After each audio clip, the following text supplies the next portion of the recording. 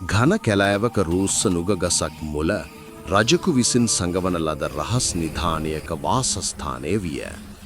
එය වනයේ සතුන්ගේ පොදු වස්තුව වූ අතර ඒ ආරක්ෂා කිරීම ඔවුන්ගේ පරම යුතුයකම විය. ඒ වනයේ විසූ කෝකි නම් වූ ඥානවන්ත වඳුරෙක් නිතරම අවදියෙන් සිටියේය.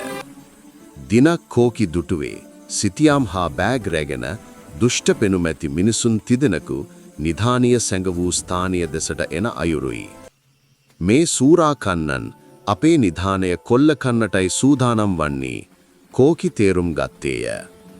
තනිව සටන් කරනවා වෙනුවට ඔහු වහාම තම මිතුරන්ගේ උපකාරය පැතීමට තීරණය කළේය. කෝකි ක්ෂණිකව ගස් අතු මතින් පනිමින් හෝ හෝ යනුවෙන් අනතුරු ඇගවීමේ හඬක් නගා බකමූනා මාමා වෙත ගියේය. බකමූනා මාමා වේගයෙන් පියාසර කරමින් ඇත් රජු, දිවියා සහ පොළව යට සිටින කූඹි රජු ඇතුළු සියලුම වනාන්තර මිතුරන්ට පණිවිඩය ගෙන ගියේය.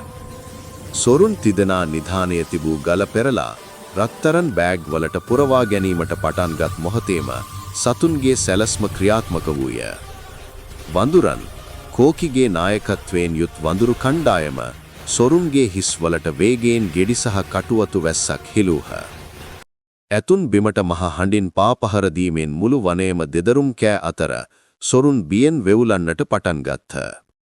දිවියා වනාන්තර මාවතේ සැඟවී සිට සොරුන්ට පැන යාමට තිබූ මාර්ගය අවහිර කළේය. කූඹි රජුගේ සේනාව ඊතා රහසිගතව සොරුන්ගේ කකුල් වලට නෙඟ ඔවුන්ට වේදනාව ඇති කළහ. වේදනාවින් හා බියෙන් කලබල වූ සොරුන් නිධානය පිර වූ සියල්ල බෑග් බිමදා කැලෑවෙන් පලා ගියේය. වනාන්තරයේ සතුන් එක් වී ඔවුන්ගේ පොදු සම්පත ආරක්ෂා කර ගැනීමට සමත් වූය. නිධානය බේරාගත් කෝකි ඇතුළු සියලු දෙනාම ප්‍රීති ഘോഷා කළහ. ඥානවන්ත නායකත්වය සහ සියලු දෙනාම එක්සත්ව කටයුතු කිරීමේ බලය ඕනෑම දුෂ්කරිතාවකදී ජයග්‍රහණය ගෙන එයි.